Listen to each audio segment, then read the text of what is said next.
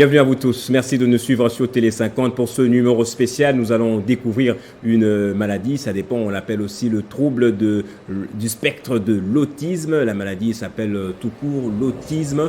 On en parle pour ce numéro avec le docteur pédiatre Mbayabo Gloire. Il en a fait son cheval de bataille depuis un certain moment. Il passe ci et là dans des chaînes de télévision pour sensibiliser les parents à bien élever les enfants qui présentent certains troubles de sociabilisation, les enfants qui ont de difficultés à parler par exemple, ils ont une certaine lenteur dans la réflexion. On en parle avec lui. Bonjour docteur, bienvenue à vous. Merci beaucoup, monsieur Gaëtan. Je vous ai présenté, j'ai dit que ça fait un moment que vous sensibilisez les gens à l'autisme, qu'est-ce que c'est la maladie. Alors j'ai donné quelques indications au sujet de la maladie. Ce sont les enfants qui grandissent un peu différemment, sont les enfants qui ont de troubles du langage, ainsi que quelques troubles de réflexion, n'est-ce pas? Bon, voilà, au fait, il faudra d'abord essayer un peu de recadrer certaines choses. Parce qu'en réalité, l'autisme n'est pas vraiment une maladie en soi. Parce que, bon, voilà, quand on dit une maladie, on voit... Alors là, on est dans la terminologie. Dans la terminologie. Pourquoi ce n'est pas une maladie, d'abord? On considère de plus en plus que l'autisme, ou bien, au mieux de le dire, c'est les troubles du spectre de l'autisme. C'est-à-dire... Ou encore le trouble du développement. C'est au fait un trouble envahissant du développement. C'est juste un trouble de développement. Ce n'est pas comme une maladie qui est due à une pathologie donnée ou à une cause donnée, qui aurait un agent pathogène ou bien un dysfonctionnement organique et tout. Non. C'est-à-dire l'enfant lors de son développement, il y a un trouble envahissant de son développement qui fait qu'il ne s'exprime pas correctement comme tous les autres enfants.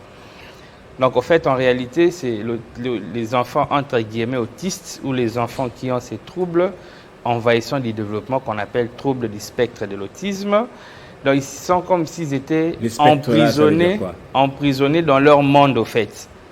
Donc, c'est comme s'ils étaient emprisonnés dans leur monde où ils s'expriment plus là-bas, mais ils ne s'expriment pas correctement comme tous les autres dans les mondes, de tout le monde, dans les mondes extérieurs.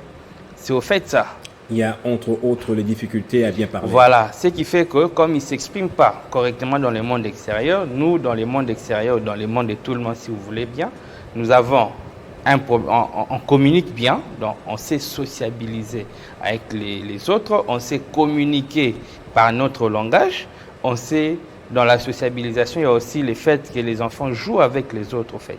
Mais maintenant, eux... Doit-on dire que les autistes sont des personnes totalement introverties? Exactement ça. Donc, ils ne sont pas malades comme tels, mais ils sont introvertis. C'est-à-dire qu'ils sont dans leur monde et ils s'expriment de façon introvertie. Et comme nous ne nous exprimons pas de la même manière et on considère qu'eux, ils sont malades. C'est au fait ça le problème. Et dans ces troubles-là du spectre de l'autisme, nous avons trois grands groupes de problèmes. Oui. Les problèmes de communication, n'est-ce pas? Donc, ils ont des troubles de communication. Ce sont des personnes, des enfants qui ne communiquent pas avec les autres. Ne pas communiquer, c'est-à-dire avoir des difficultés à prononcer certains mots ou avoir des difficultés à exprimer ce que l'on ressent. Il ne s'exprime pas. Il ne s'exprime pas. Vous pouvez lui poser une question, il ne répond pas. Et il ne vous regarde pas, il ne fixe pas du regard. Ce n'est pas comme si... Longtemps, on a pensé qu'ils avaient un problème de l'audition. Parce que vous l'appelez, il ne regarde pas, vous citez son nom, il ne regarde pas. Mais ce n'est pas qu'il a un problème d'audition. Parce que chez les autistes, permettez-moi ces langages, chez les enfants souffrant du spectre de l'autisme, ils arrivent des fois qu'ils ne supportent pas certains bruits. C'est la prouve à suffisance parce que quand ils ressentent certains bruits, ils ferment même les oreilles. Et tout. Comme ça. Voilà. Donc, ils s'agitent, ça les énerve. Ça prouve à suffisance qu'ils écoutent, mais ils ne veulent pas communiquer. Donc, ils ont un problème de communication. Ils ont aussi un trouble des relations sociales. Vous savez comment les enfants jouent entre eux et tout ça dans la société. Les enfants, quand ils grandissent à partir d'un certain âge, ils peuvent faire bail et tout. Mais les enfants souffrant du trouble du spectre de l'autisme, ils ont un problème de relations sociales, donc ils ne communiquent pas avec les autres dans la société. Ils ne jouent pas avec les amis. Et ils ont aussi des stéréotypies. Ils ont aussi des troubles de comportement. Dans les troubles de comportement, donc, par exemple, ils peuvent être agressifs. Ils peuvent présenter par exemple de l'automutilation, ils peuvent être colériques. L'automutilation par exemple, ils peuvent se mordre, ils peuvent se cogner la tête contre les objets. Ils présentent aussi un comportement répétitif, c'est-à-dire la tendance à faire la même chose, par exemple c'est taper les mains, donc voilà, c'est vraiment tout cet ensemble-là qui forme ce qu'on appelle les troubles du spectre de l'autisme. Donc, est-ce qu'il y a un âge fixe à partir duquel un parent peut commencer à s'inquiéter et se dire que mon enfant souffre probablement du trouble du spectre de l'autisme? Voilà, c'est une très bonne question. Au fait, normalement, il y a ce qu'on appelle les développements psychomoteurs. De l'enfant? Les enfants, oui, de l'enfant, tout enfant. Il a ce qu'on appelle le développement psychomoteur. C'est-à-dire, dans cet ensemble-là qu'on appelle le développement psychomoteur, nous avons 4 éléments. Nous avons la motricité, la façon dont les enfants s'émouvoient. Nous avons le langage, la façon dont les enfants s'expriment. Nous avons l'adaptation, n'est-ce pas? Et l'adaptation et les relations sociales. Maintenant, dans cet ensemble-là, n'est-ce pas? Il y a maintenant, selon chaque type d'âge, ces développements psychomoteurs s'expriment de plusieurs manières. Par exemple, quand on prend un enfant de 6 mois, il commence à s'asseoir par rapport à la motricité. Il s'assoit de façon stable. Ils peuvent jouer avec des objets. Ils commencent à faire l'opposition du pouce. C'est-à-dire quand vous lui donnez quelque chose, il peut tenir avec sa main. Le langage, il babille, il prononce des mots tels que pa, ba, ba, ta, ta, ta, des trucs comme ça. Par rapport aux relations sociales, ils reconnaissent les personnes de la maison. Ils présentent même ce qu'on appelle la peur de l'inconnu. C'est-à-dire quand il voit quelqu'un qu'il ne connaît pas, il peut avoir peur, il peut pleurer. Quand un inconnu cherche à les prendre, il va pleurer. Maintenant, pour chaque âge, à 12 mois, il y a aussi, l'enfant commence à marcher, il peut courir, il commence à marcher, il peut appeler papa, maman, il prononce des phrases simples. Mais maintenant, c'est à partir de ces différents âges où on sait que normalement, le développement psychomoteur doit se passer de telle façon et que l'enfant ne le fait pas. C'est ce qui donne des signes d'appel. Parce que généralement, le problème de l'autisme, il n'y a pas un examen à faire. Le diagnostic est clinique, c'est-à-dire à partir des éléments que vous voyez chez l'enfant, ça vous permet de dire que cet enfant a un trouble du spectre de l'autisme. Donc le diagnostic est clinique. C'est-à-dire clinique, c'est-à-dire en regardant l'enfant. En regardant l'enfant, comment il se comporte, par exemple à 12 mois. L'enfant normalement doit appeler papa, maman, il n'appelle pas. Normalement, quand vous appelez l'enfant, il doit regarder. Vous l'appelez, il se retourne pour regarder d'où on l'appelle. Il peut faire bail. Qui connaissent du retard dans le développement psychomoteur, voilà. Oui, il peut faire bail et tout ça. Alors déjà, quand vous voyez que votre enfant ne les fait pas, les objets normaux, on sait que pour les enfants de sexe masculin, ils aiment des jouets comme des robots, comme des voitures. Lui, il ne joue pas avec ces objets. Les filles jouent avec des peluches, des poupées, et ainsi de suite. Et ils ne jouent pas avec des objets classiques qu'on qualifie de normaux. Vous pouvez voir, par exemple, il aime seulement un petit morceau de bois qu'il affectionne tant, ou un stylo. Quand vous déplacez ça, il s'agite. Mais plus l'enfant est petit, plus le diagnostic est quand même assez difficile. C'est à partir de ces signes d'appel que vous pouvez vous dire qu'ici, il y a un ça ne va pas. Mais dans la pratique courante, c'est généralement à partir de l'âge de 3 ans, 3 ans et demi, qu'on arrive vraiment à affirmer que cet enfant a un trouble du spectre de l'autisme. Les signes deviennent plus clairs, au fait. À partir de 3 ans, si l'enfant a des difficultés à s'exprimer, à prononcer certains mots, l'enfant a également des difficultés à rester aux côtés de ses amis. Voilà. A également des difficultés à se comporter normalement. On peut dire que notre enfant a quelque part un trouble du spectre de l'autisme. Oui, donc les troubles. Sinon, ça peut être une autre maladie, non? C'est justement ça. Au fait, dans l'autisme ou dans les troubles du spectre de l'autisme, il faut que tous ces éléments-là soient réunis, c'est-à-dire les troubles de communication, les troubles des langages, les relations sociales aussi, et des stéréotypies. C'est-à-dire des problèmes, ils ont des comportements stéréotypés, répétitifs et tout ça. Ces 3 éléments-là doivent être réunis. C'est-à-dire les enfants que vous l'appelez, ils ne vous regardent pas, ils ne vous sourient pas, ils ne font pas bail. Quand vous donnez, ils socialisent. J'ai une question rapide, docteur. Oui. Il y a des parents, différentes catégories de parents. Il y en a lorsqu'il élève un enfant qui présente ses signes, il commence à le forcer, il le bouscule. Mais toi, mais pourquoi tu ne réponds pas? Mais regarde, arrête de jouer. Il crie sur l'enfant. Est-ce que ces genres de comportements un peu agressifs des parents a des répercussions au niveau du développement de l'enfant? Oui, bon, voilà, c'est vrai que il y a certaines attitudes qui peuvent, comment je peux dire, qui peuvent bloquer l'enfant dans son développement. Les garder dans son introversion. Frustrer l'enfant et les garder dans son introversion. Mais généralement, plus l'enfant est petit, plus il n'est pas, comment est-ce que je peux dire, il n'est pas très réfléchi. Il fait des choses de façon un peu instinctive. Et donc, surtout s'il est dans un environnement où il y a des petits enfants comme lui, malgré les dires des parents, c'est un enfant quand même qui va plus ou moins s'exprimer normalement. Il ne va pas simuler un tableau de l'autisme. Mais les enfants autistes, même si vous les mettez dans un environnement, dans une ambiance normale, familiale, conviviale, ils ne s'expriment pas.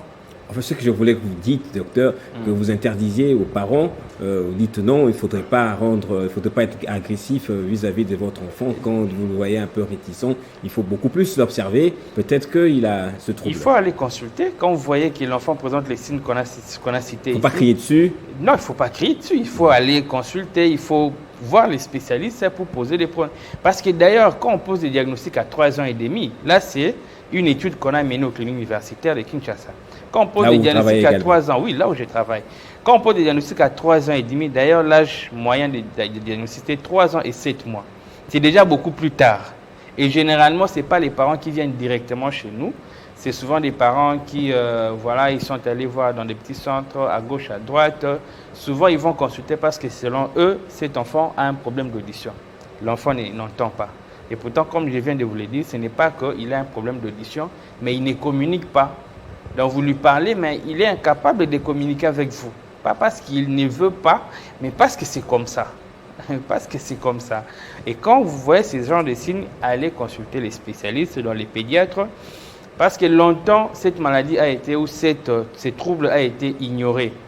C'est seulement depuis l'année 2000 qu'on commence à en parler de plus en plus. Depuis les années 2000, 2010. Avant les années 2000. Assimilé à quoi? Non, mais on disait par exemple l'enfant est encéphalopathe, donc il a des problèmes du cerveau. Il faut le lobotomiser peut-être. Et longtemps, ces enfants-là ont été bourrés de médicaments, des neuroleptiques et tout ça. Donc voilà. Mais c'est de plus en plus que les gens commencent à... Et il y a plusieurs médecins qui ignorent encore ce genre de problèmes. Ils ignorent encore, ils attribuent toujours ces comportements de l'enfant à des problèmes d'encéphalopathie, à des problèmes d'audition. Et pourtant, c'est un trouble du comportement. Il y a cette ignorance plutôt dont vous avez parlé, qui conduit le parent à un certain stéréotype en pensant que les enfants seraient des sorciers. Ça encore, il faut condamner, docteur. Mais justement, on les amène auprès des pasteurs. Peut-être que Dieu pourra un tout petit peu arranger le comportement des enfants. Justement, c'est ça l'ignorance. Parce qu'au fait, en médecine, les plus grands problèmes, c'est de poser les diagnostics. Parce que tant qu'on n'a pas de diagnostic, vous pouvez tout faire, vous allez passer à côté. Au contraire, vous allez régresser cet enfant davantage. Parce que quand vous comprenez ce qui se passe chez l'enfant qui a les troubles du spectre de l'autisme, vous allez savoir vous saurez comment l'aider. Mais quand vous ne savez pas, vous allez passer à côté, vous pouvez tout faire, et l'enfant ne va plutôt jamais s'améliorer. Et donc, quand vous passez le temps à aller à l'église, je ne suis pas contre non, aller à l'église, c'est bien, moi j'encourage les parents. Moi également, je vais à l'église, je suis un chrétien. Ouais. Mais seulement, ce n'est pas ça le problème. Il faut d'abord qu'on identifie les problèmes et qu'on propose des solutions. Mais tant qu'on n'a pas identifié les problèmes, on va passer dans plusieurs centres, on va aller à gauche, à droite, on ne trouvera jamais des solutions. Est-ce que ces enfants sont intelligents à l'école? Comment ils se comportent dans des salles des classes? Parce qu'à 3 ans déjà, on est supposé aller à la crèche, à l'école maternelle, les enseignants, comment ils parviennent aussi, ils ont ces sortes de formations pour savoir qu'un enfant qu'on nous a présenté à l'école présenterait des signes du trouble du spectre de l'autisme. Justement, la plupart des gens n'ont pas cette information. C'est comme ça que je salue aussi ces genres d'émissions parce que ça nous permet de vulgariser ces problèmes. De sensibiliser les promoteurs d'école, par exemple. De sensibiliser les promoteurs, de sensibiliser tout le monde, les parents qui nous suivent aussi, quand ils voient leurs enfants présenter ces genres de problèmes, ils pourront facilement communiquer ou consulter. Et quand on pose des diagnostics, on saura comment les orienter. Parce qu'il y a des écoles spécialisées. Ces enfants-là, Leur problème d'abord, c'est les éduquer à vivre dans la société. C'est ça la prise en charge. C'est les éduquer à vivre dans la société, à vivre comme tout le monde dans la société. Ça ne sert à rien de donner les médicaments, ils ne sont pas, entre guillemets, malades comme tels, mais ils sont introvertis à l'extrême. Donc, on doit leur apprendre comment vivre dans la société. Ce qui fait que les amener directement à l'école, entre guillemets, conventionnelle ou normale, ça sera assez difficile, ils ne pourront pas suivre les rythmes des autres enfants. Ça sera aussi un sujet de frustration. On pose des questions, par exemple à l'école maternelle, les enfants ont l'habitude de chanter, ils apprennent en chantant, à répéter, à sauter. Il ne fait pas ça. Il est incapable de faire ça parce que voilà, sa constitution ne lui permet pas de s'exprimer comme les autres enfants. Et puis vous allez dire, l'enfant ne fait pas ça, plus il ne fait pas ça, les autres vont commencer à se moquer de lui, madame va commencer à crier sur lui et ça ne sera pas bien du tout. C'est comme ça qu'il y a des écoles spécialisées. Depuis qu'on connaît de plus en plus les problèmes des enfants souffrant du trouble du spectre autistique. Vous parlez de la prise en charge. Oui. On va en parler peut-être dans le prochain numéro. Voilà. Pour aujourd'hui, on reste un petit peu technique pour ce qui est... Donc, ce que je voulais dire seulement que ces enfants-là, il y a des écoles appropriées, des écoles spécialisées, adaptées pour ces genres d'enfants jusqu'à ce que, quand on verra que, voilà, ils arrivent quand même à plus ou moins s'adapter dans la société normale et on verra comment aller... Mais dans les cas où il n'y a pas d'école où l'enfant peut se retrouver avec des gens qui se présentent les mêmes symptômes, les mêmes signes que lui, qu'est-ce qu'on fait pour permettre à l'enfant de s'adapter dans la société? Non, il y a des écoles. C'est parce que la prise en charge, là, elle est assez compliquée, elle est longue, au fait. Et à Kinshasa, on a combien d'écoles, par exemple? Non, il y en a beaucoup. Il y en a beaucoup. Il y en a vraiment beaucoup. Où n'étudie que les enfants présentant le trouble du spectre de l'autisme? Il y en a beaucoup. D'ailleurs, et dans les provinces également. Chaque mois d'avril de chaque année, les mois d'avril de chaque année, on organise toujours des journées scientifiques sur ça. On en parle. Et vous voyez des associations des parents qui ont des enfants souffrant de ces problèmes, des enfants qui ont ces problèmes, ils viennent, ils donnent leur témoignage pour encourager d'autres parents à tenir bon. Vous dites qu'il y a des écoles partout, docteur, dans toutes les provinces? En tout cas, je ne sais pas, dans toutes les provinces, je ne suis pas sûr. Mais à Kinshasa, il y en a un peu partout, en fait. Dans les lieux où il n'y a pas d'école, qu'est-ce qu'on fait concrètement alors? Bon, en tout cas, ça sera difficile pour ces parents-là de prendre en charge cet enfant. Parce que ce sont des enfants... On ne vient pas à l'école, on dit publiquement que voilà, il ne faudrait pas vous moquer de l'enfant, on parle à ses il faut orienter, il y a des structures. Il y en a, en tout cas à Kinshasa... à l'enseignant, par exemple. Non, à Kinshasa, c'est quand même bien, c'est vrai. Bien que ce n'est pas trop structuré, bien que le gouvernement ne donne pas suffisamment de moyens à ces structures-là. Mais je parle des provinces, je parle des lieux où l'autorité de l'État... En tout cas, des provinces, moi je dirais à ses parents qu'il faut d'abord amener l'enfant en consultation auprès d'un médecin qui doit se rassurer que c'est ça. L'idéal, c'est un pédiatre.